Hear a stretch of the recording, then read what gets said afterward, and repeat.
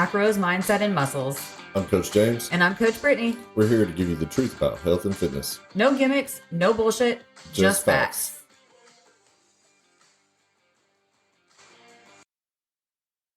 All right, welcome back, Macros, Mindset, and Muscles. Coach James, Coach Brittany. That's all I got. That's all you got? That's all I got today. That's the grand intro today? It is. My name, your name. Well, great job. Thank you. A for effort. Yeah. It's so bad that neither one of us can come up with something nice to say about that. Well, it happened. All right. So we're here on our podcast today. Obviously, you're listening. We're doing something a little different. We are previewing this recording in our women's community on Facebook. So we're going to give this a shot and see if we have any commentators, whatever. Anyways, we're recording and we're live in the group at the same time. So we're going to see how this goes. We're merging the two things, the Facebook group and the podcast. Yeah, just giving it a shot. So see how it goes. We'll see how it goes. Y'all can watch me say dumb things. And you can see us not take a bunch of or do a bunch of redos. We don't really do that. So I don't do a lot of editing on the sound, like the tracks. Like once we record, I pretty much just make sure that the sound is good and then I post it. I don't take out pauses. I don't take out mess ups. Like it's pretty just straightforward. Yeah, it's pretty raw. Pretty raw. A little raw podcast.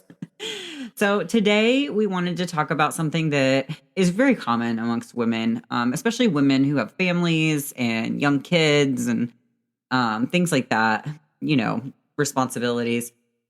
We want to talk about how, it's not selfish to take time for yourself.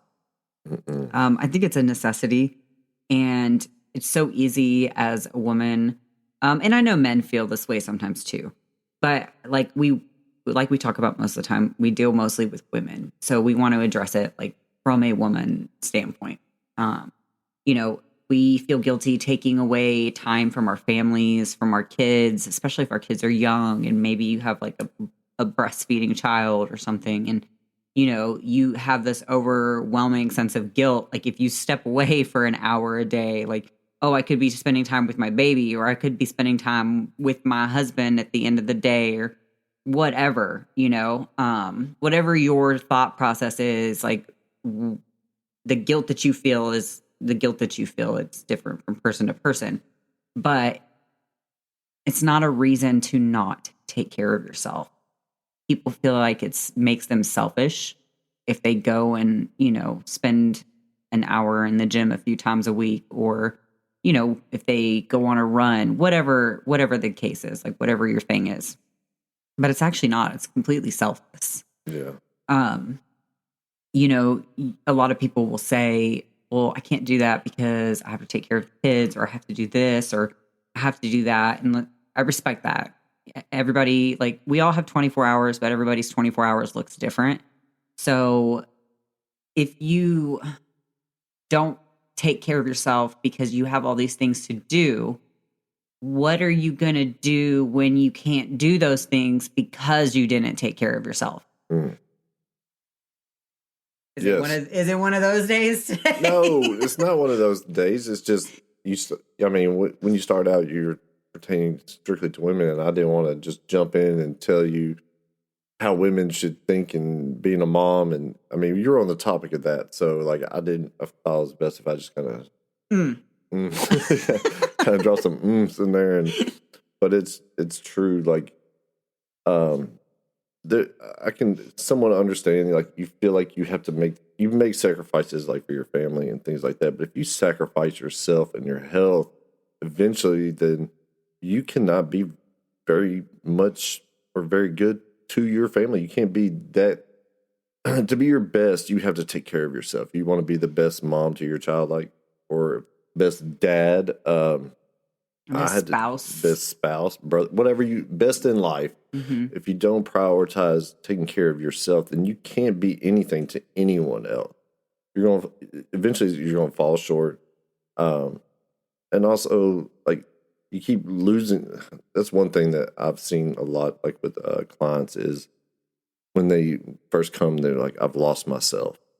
They've lost their self, And and what you mean by that is like they become like their identity is like being a mom. Like they don't have this sense of self. It's just strictly like they identify as a mom or they identify as a wife, and that title becomes their whole, their whole being. yeah, But you're still you. You're still a person. yeah, and they stop doing some of the things that they enjoyed, and small things and things that made them feel good about themselves because they just got so caught up in all these other things. And like you said, took that their whole identity is now caregiver or mom, instead of you're also a person, and you still need you still can do these things that you enjoy, and you got to take care of yourself. And, if you feel the guilt, like, I can't do this because of whatever reason, and you feel like you can't do it for you, if you got to use your kids as a motivator or your spouse as a motivator to get you going, then fine, so be it. Guess what? Your kids, they watch everything that you do. Yeah. They see everything that you do. They learn how to take care of themselves from you. So if you set the example and you lead the way, the things that you do will be normal and it won't be such a tedious task for them because it's a part of your everyday life. Cooking meals, having meals together as a family, exercising regularly, getting in steps, things like that. Like these things that you normalize will be normal to your kids. Yeah. And also like taking care of yourself, like it starts transferring to other aspects of your life. Like say you just start eating a little bit better or exercising a little bit or maybe getting up a little bit and taking a little time for yourself. Well, then your stress is a little bit lower and then you're a little more present with your kids and whatnot. Like it just grows, like improving. It just goes across your entire life. I know with me as a guy, I know this is mainly women, but for me to do well in every aspect of my life, like I have to take care of myself. Because if I don't, then what do you want to call it? I start feeling bad about myself. I don't feel good about who I am. My confidence is gone. I start slipping down and feeling depressed, and which makes me want to do less. And then it just snowballs. But so there's a lot of times that, I may not feel like doing these things or whatever, but I remember that by doing those things, I do better overall in my everyday life. And I feel better, and I'm a better partner, and I'm a better dad, I'm a better dog dad, I'm a better whatever friend. So like, but it all goes back to like taking care of myself. yeah, it's not selfish, it's selfless. It's selfless. Because you are a better person when you are a well taken care of person. Yeah. When your health is prioritized and you're not feeling like crap all the time, you don't feel low energy, you feel more confident, you don't, you're not making negative comments about your body in front of your kids because guess what? They pick up on that too. Oh yeah. If you're sitting there beating yourself down, like what do you think your kids are going to learn to do? How are they going to, when they look in the mirror, how are they going to talk to themselves? Would you want your kids to say things to themselves the way that you say them? Yeah. Would you want them to neglect themselves and risk their health? Get lost in a title, get lost in being a parent. Like, would you want to see your kids go through what you're going through? Because if the answer is no, which for most parents, it would be, then what are you doing? Yeah. I mean, really? And it doesn't have to be some crazy thing. We've talked about this time and time again, setting a routine that's doable in your lifestyle. You don't have to go to the gym 5 days a week if that doesn't work for you. I mean, 2 days is better than none, Yeah. Set up your daily non-negotiables. My non-negotiables is, protein, steps, sleep. Those are my non-negotiables. Like, I'm going to get my sleep. I'm going to get my steps. Even if I am marching in place by the side of our bed at night, I will get my steps in, and that happens often. Yeah, you do. And I will stand there with my Kindle in one hand and my watch, my arm will be swinging while I march in place, and I'll be reading, literally marching in place next to my bed to get my steps in. And I'm sitting there just making funny jokes. Yeah. So I have like no, I'm like the worst person when people talk about not getting their steps in because I mean, like I get it that the day gets busy and it gets away from you because it does for me too, but I will make it a point to still, like I said, stand there next to my bed and march to get my steps in. If I have too much steps to get in, then I'll go walk for 20 minutes on my treadmill. Yeah. And I realize not everybody has a treadmill too. So that's, a different thing, but you could walk around your house, you could march in place, you could run in place, I mean, Yeah. there's a bunch of things that you could do to get them steps up. So one of the things that I did, like when at the beginning of my journey, was that my non-negotiable was I wasn't going to sleep in anymore.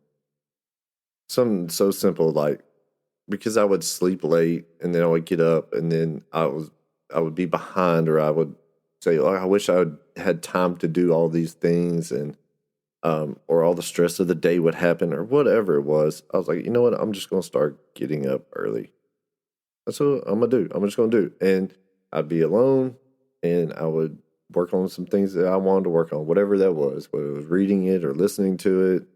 Um, and it was a game changer. It was something I felt good. I was taking a little bit of time of the day out just for me, for whatever I wanted to do. And then just kind of blew up into this, but that was my first thing. It's like, I'm just not going to sleep in anymore. I'm not going to oversleep and then lay in the bed and feel bad about myself. And I think it's important to say too, like, when you start prioritizing like waking up early, you also prioritize going to bed earlier Yeah. because you're not sacrificing sleep. Like sacrificing sleep is not, something that you need to get in the habit of doing. Like sleep is just as important as everything else. And if you don't get enough sleep, then you're not going to see the results that you want.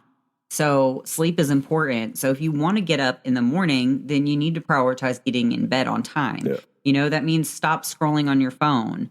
Maybe you don't watch as much TV. Whatever your thing is at night, however you unwind.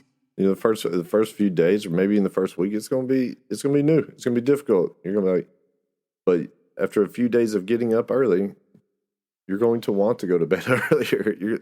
Eventually it's gonna play out. Like you can go with a little sleep or whatever, and it's not good, but eventually it catches up to you, and you learn the hard way or the easy way. And for me, I just started like, you know what, I'm tired. I'm just gonna go to bed earlier, and then now it's just like routine now. We go to bed at the same time, wake up at the same time, weekend, holidays, it doesn't matter. Like 6:30 rolls around and I'm like, okay, I'm getting in bed. And I might get in bed at 6:30, but I don't go to sleep at 6:30. Right. Usually about 7:30, between 7:30 and 8, we're falling asleep. But it takes me about, an hour to wind down. I read a little bit, let my brain shut down. I put my phone down. Get your feet rubbed on. Sometimes. Get my feet warmed up. Yeah. Oh, God. Icicles. Icicle toes and fingers. Ice toes. But yeah, we have a routine, and getting up early is just our routine now, and going to bed. Like it's just, and we feel better.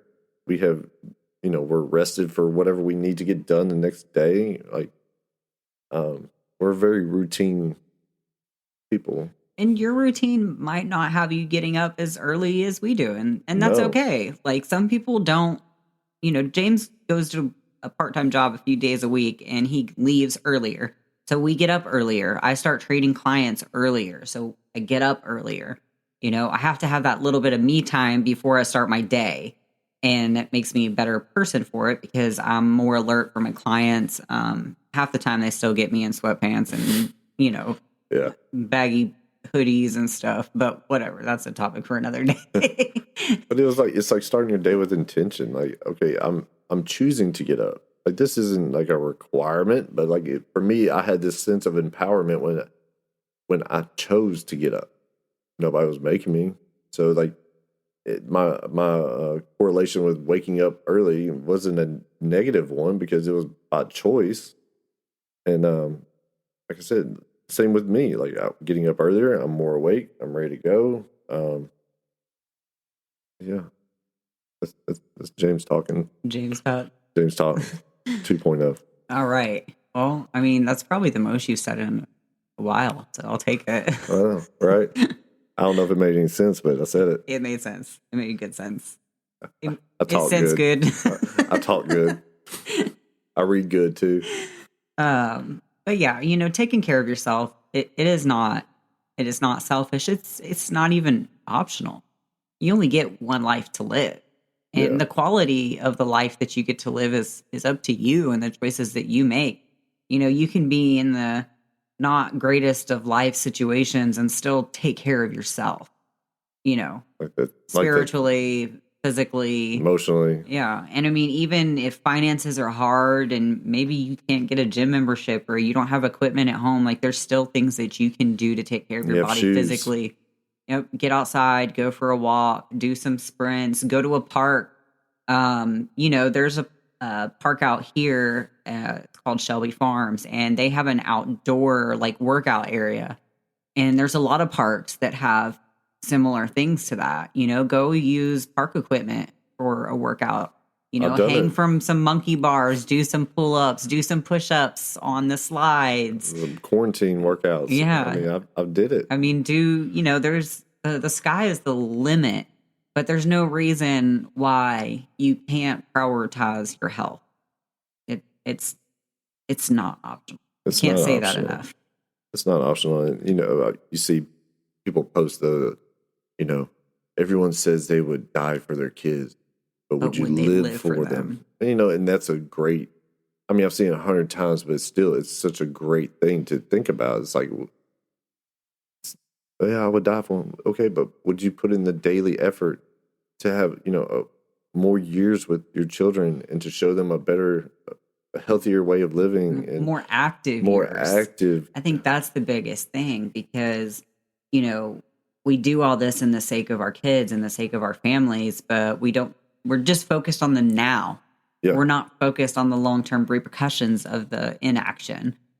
If you don't take care of yourself now, what are you going to do when your kids have kids? And, you're the grandparent that can't go on family trips. You're the grandparent that can't walk, without hitting an inhaler or, you know, sitting down every 15 minutes. Is that the life that you want to live? Or do you want to be the grandparent that keeps up, that can get down on the floor with the grandkids without thinking twice about it, without your knees aching or fear of, not being able to get back up? Like if you can't get down and up on the ground, that's a problem. that was one of the saddest things I've ever seen in my life was when my grandfather was alive. We got a phone call that he had fell, and so they lived close to us, and because we were helping take care of them, and getting there, and he was just on the floor. He was on the floor. He wasn't injured, but he was just crying. I mean, it's really tough to even talk about. But at that time, he just realized that he couldn't get himself back up off the floor, and like it was devastating to him. It was devastating to as a man, like just that would hurt. I know that had to hurt really badly. Yeah. And like I know one day something down the road that's going to happen. I'll be able to do less and less, but I want to prolong that as much as possible. Be able to do things and get around, and if I do take a little tumble, I can get myself back up. Instead of having to have someone come help. I think that's such a big thing and it's overlooked a lot too. I work with a lot of, women hitting their golden years. I'll say golden years. And even in when I first started training, I worked at a corporate gym and I worked with a lot of different people. And, I worked with people who were coming out of like chemotherapy. I worked with clients who like came out of a stroke and I had to help them like, just get physically active and barely like learn to walk again. Yeah. I had clients that were so obese, like they couldn't get down and up off the floor.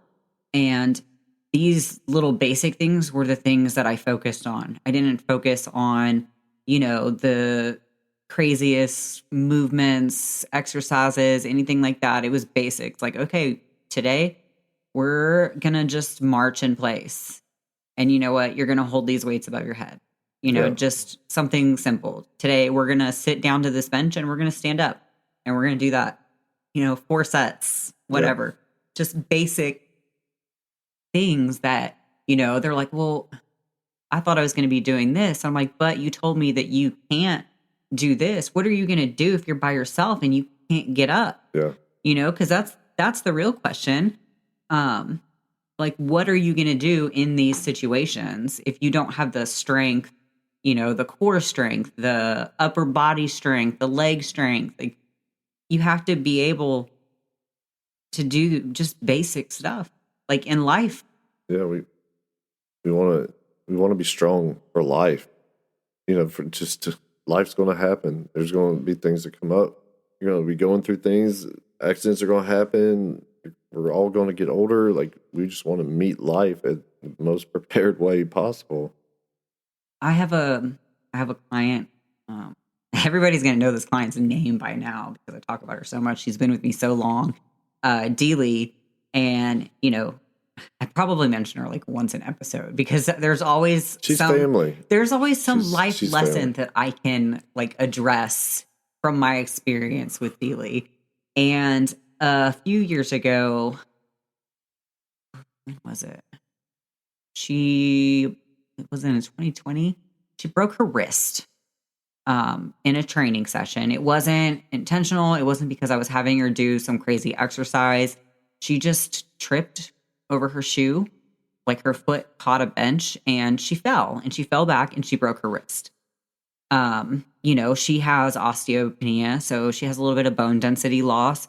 But over the years, like we've been able to maintain her bone density with strength training.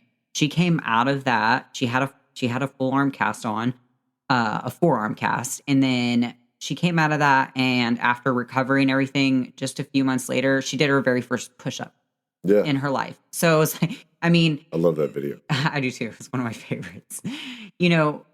These are things that you have to think about. Like, falls are going to happen. It's likely that you're going to injure yourself, whether you're in the gym or not, but your recovery and how you respond to that, it will depend on the things that you're doing. Had Deely not had been lifting weights and, fueling her body properly, getting enough protein in, she probably wouldn't have recovered as fast. Yeah. And still be as strong as she is. So you get to decide how that goes for you. Yeah. What quality of life would you like to have? We're not talking about setting records in the gym, and we're not talking about like competing in any kind of like bodybuilding. We're talking about just what kind of day-to-day life do you want to have in your future? Do you want to be able to tend to your garden and pick weeds and play with your kids and grandkids on the floor, or mow your own grass, or do you want to be bedbound? Think about what you love to do right now. That's an active thing. Maybe you like going kayaking. Maybe you like walking. Maybe you like walking your dog. Maybe you like going to the dog park. Maybe you like hiking. Okay, and imagine that you continue neglecting, your strength, you continue neglecting your nutrition, and all of these health conditions compound, and you can't do that thing that you love anymore. Yeah. Because you're bound by a walker, or, maybe your lung capacity isn't good, or maybe, your nutrition, you just put on so much weight that you physically can't do these things anymore. Because that's what will happen if you don't take care of yourself.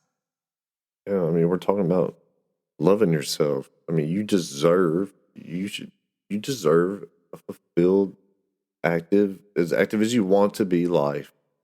And you deserve to do it in a body that you feel good in. This is the only one we get. This is it. It's not a privilege to take care of yourself. No, it's an obligation. It's a necessity.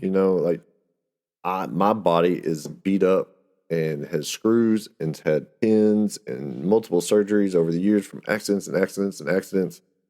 And, I ache and I have issues at times, but that's why I do everything I can now, like just to keep myself active and moving and doing things. And I, I, I don't want to stop.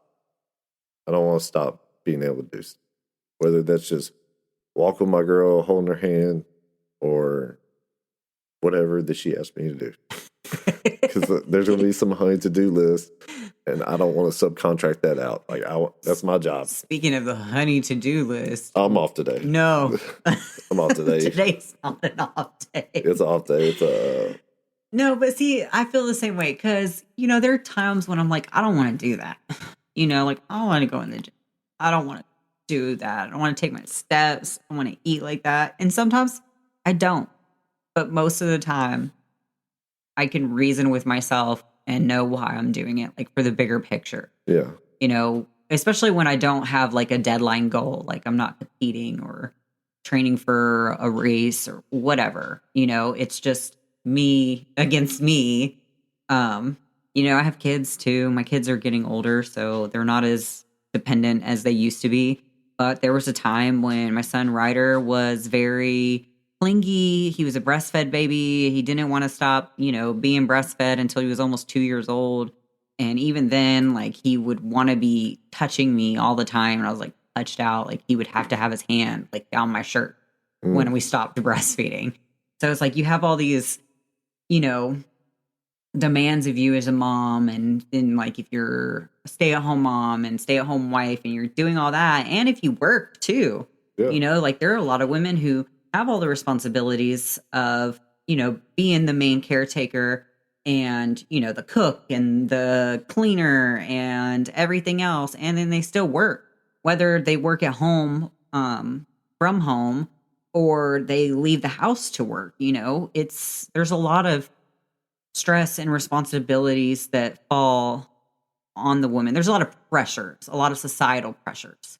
I understand that. And I believe that. I know that like for men that there are pressures as well, to be a good provider and things like that. But I think that, we're still in this like area where we're trying to like break things that were like in the 50s and 60s. You know what I mean? Like the pressure for women to be everything and still be expected to work out of that house and be equal partners. And I'm not saying that's like the case here, but there are women in the like situations. Well, yeah. And in today's world, it's not the same as it was back in the 60s and 70s where you could live on one income. Majority of families could survive and thrive to a certain degree of they're owning a house, having a vehicle, groceries, kids on one income. Now it's tough on two. Multiple people in that household need to have probably multiple forms of income, like to thrive. Yeah. And, we know this. Yeah. We both have multiple sources of income. Yeah.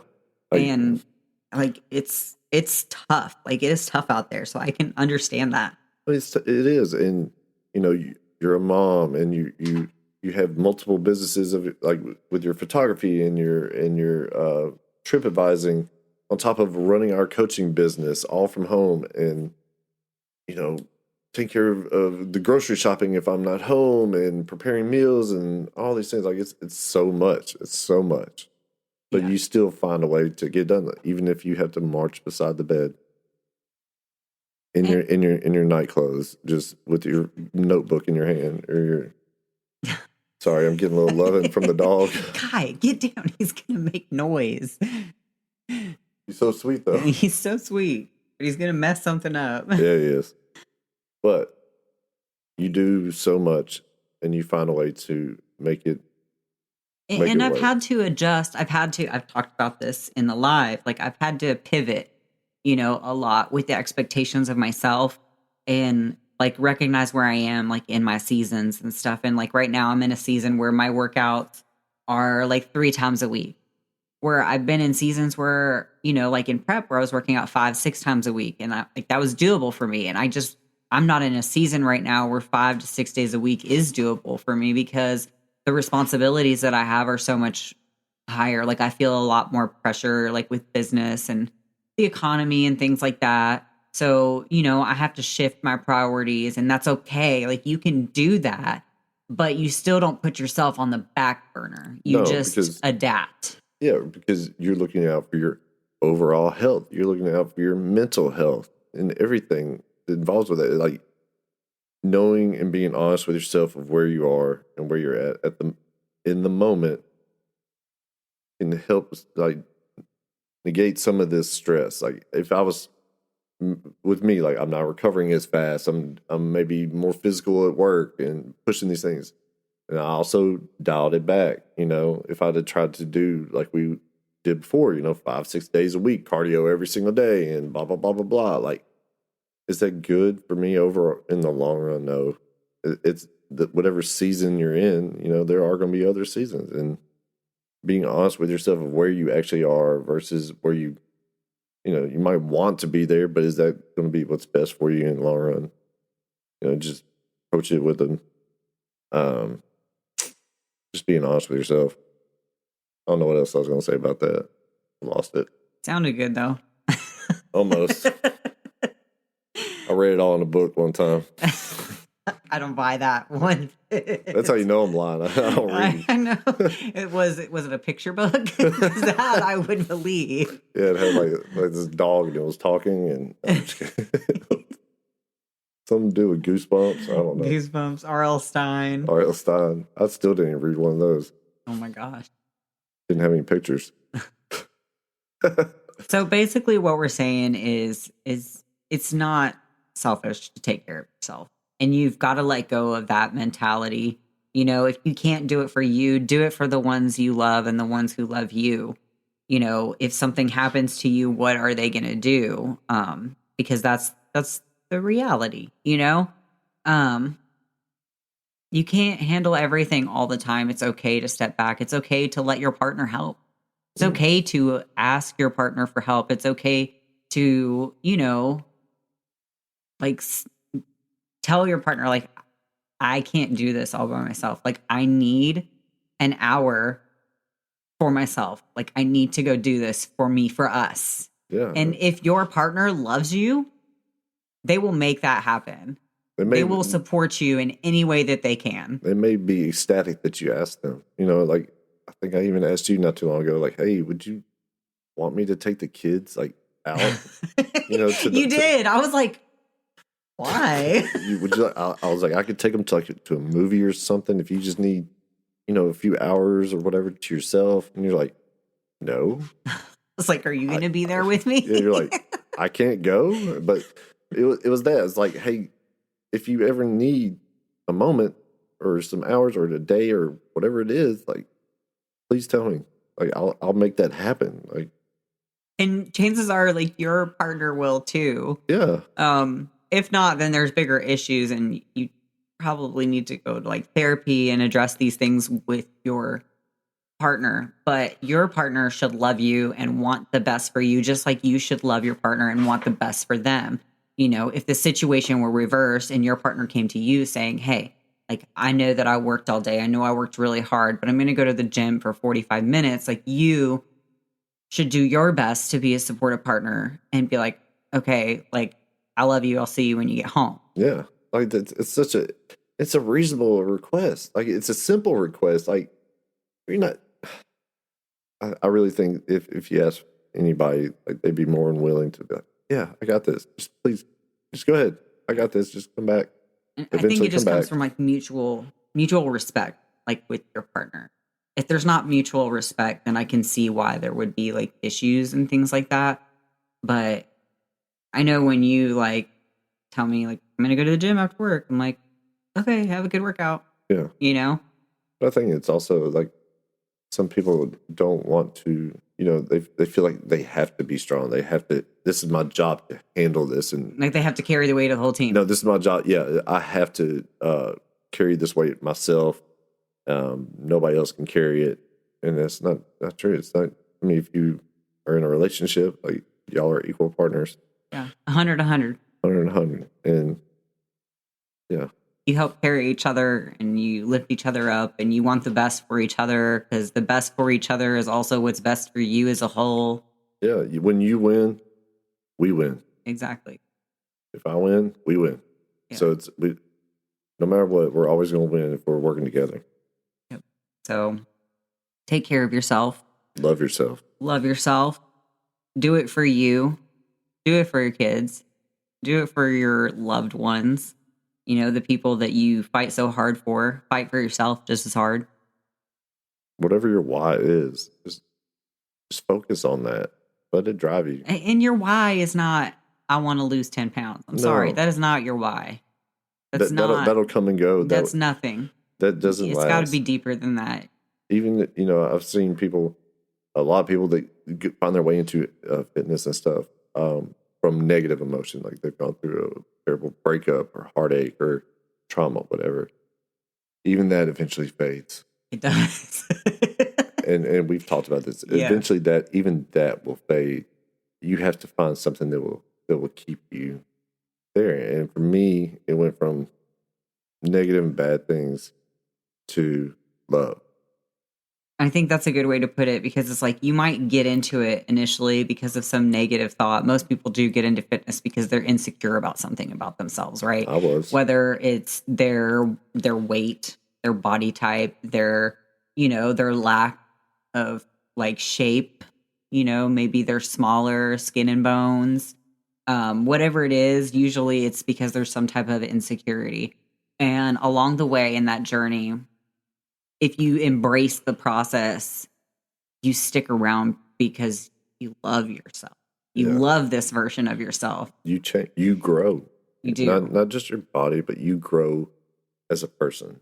If you allow it. Yes. If you allow yourself. If you're just going in and you're just doing it to do it, to say I worked out, and you still go home and you criticize yourself and you talk badly about yourself, you're not embracing the whole process. Yeah, if your motives have, I'm doing this so I can show so and so out and prove them wrong.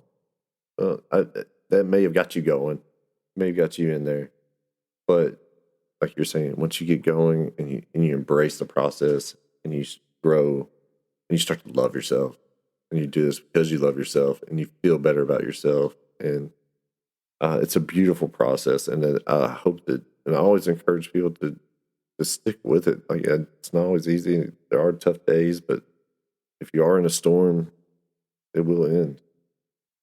Did you just come up with that one? Yeah. Well, I'm throwing strikes today. I know. Look at you. On note. This is why she doesn't let me talk very much, because we'll have to start charging for this podcast. You're a mess. So for $2.99, you can tune into the James podcast. The James and Ryder podcast. Oh, which is the comic book. Is the comic book podcast. Yeah, Ryder and I, he's 8 years old, and we sitting here and did a podcast about comic books and comic book movies. It was fun. It was cute.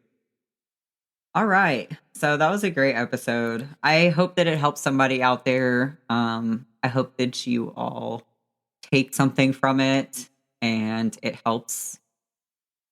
Just know that you're not alone in those feelings of guilt, whether you're a female or a male, like woman and man. Everybody, we both go through this. Yeah, and they're not gender specific. Exactly, and there are men who are stay-at-home dads too. So I would imagine that they feel some type of way as well. Like it's okay to ask your partner for help. It's okay to express your needs to your partner and what you feel like you're missing or what you need for yourself. Obviously, there's a way to communicate this effectively without fighting. I can't even relate to that anymore because we don't fight.